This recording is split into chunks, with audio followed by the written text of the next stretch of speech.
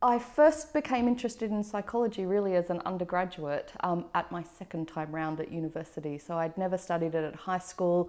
I'd always done the sciencey sort of things. So I'd done maths and physics and chemistry, and that's what I started off at university. But even though it was okay, it was interesting, it never really excited me, and I ended up taking some time off. I travelled, I read lots of books, I got more interested in sort of politics and social issues, and when I came back to university a couple of years later, I decided to study psychology along with philosophy and sociology and women's studies. So I think in some ways the breadth of psychology is what is really interesting. I guess it's the whole range of things that you do, from the sort of cognitive psychology and the sort of more biological, right to the end of, I guess, the more social side of the spectrum with the sort of social psychology that I specialise in.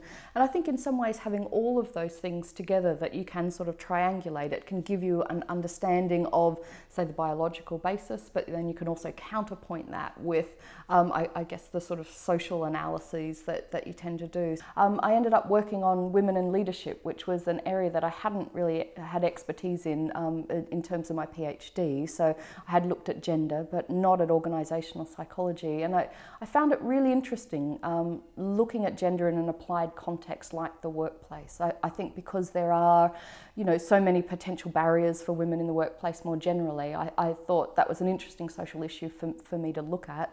I think what has become increasingly interesting is kind of living that experience as well. So being a woman in academia, I think there are a lot of women here, but if you look at the top, there aren't as many women at the top either. So I do think it's interesting to research in an area in which I kind of live as well. So I've had a senior management post for a number of years as an associate dean within the university, and it has been interesting balancing the doing women in leadership or doing leadership as a woman, as well as studying women in leadership as well. And for me, that's that really interesting aspect of developing a career in academia that's balancing both teaching and research, but then also the leadership and management that can come into that as well. In terms of work-life balance, I think that academia is an excellent choice. I think there's a lot of flexibility there. Even though my mother thinks I have all summer off when the students are away, it's not quite that flexible,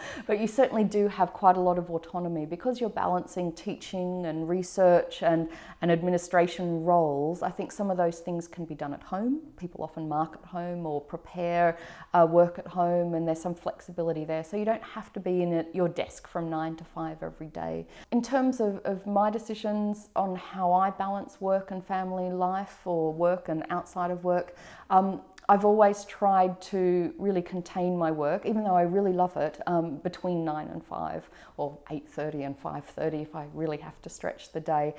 So I've never really worked evenings and weekends.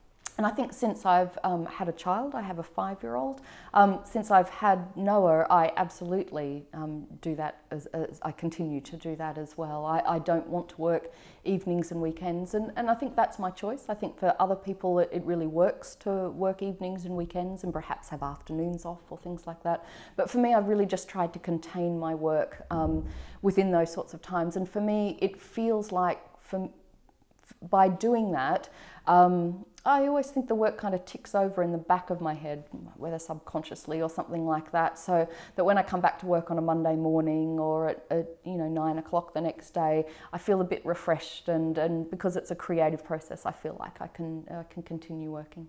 I think one of the most rewarding aspects of a career in sort of academia, and in particularly psychology, is the applied nature of the work that particularly I do in some ways. So asking real questions about real social issues and being able to research that and come up with answers and interventions and policy solutions, for example. So in some ways it is about doing research that I guess is intellectually stimulating and interesting, theoretically important, but also has a social impact as well. So I find that a really, really rewarding aspect of the type of psychology that I do. In terms of advice, I would absolutely say that an academic career is one that is incredibly rewarding.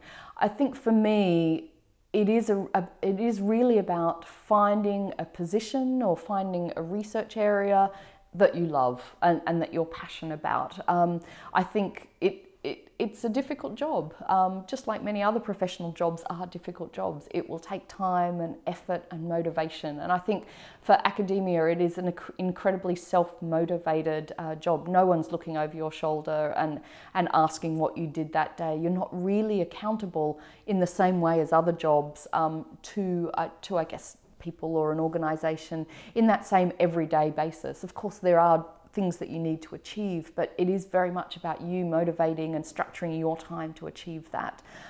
That's one of the fascinating things about academia, is that it's so autonomous, and there is so much say that you have in what you do. No one tells you what to research, you decide what you research, but that makes it a really important choice. You want something that can sustain your motivation, that can get you excited, that can get you out of bed every day, that can keep the creativity going. And I think for me it's often been about finding meaningful questions to ask, things that matter to me, and I think for me, if you really want to sustain a career and to be successful, I think it is often about making really important choices about the sorts of research that you do and the questions that you ask, but also the sort of collaborators that you work with, the people that are going to inspire you and keep you motivated and keep you working forwards as well.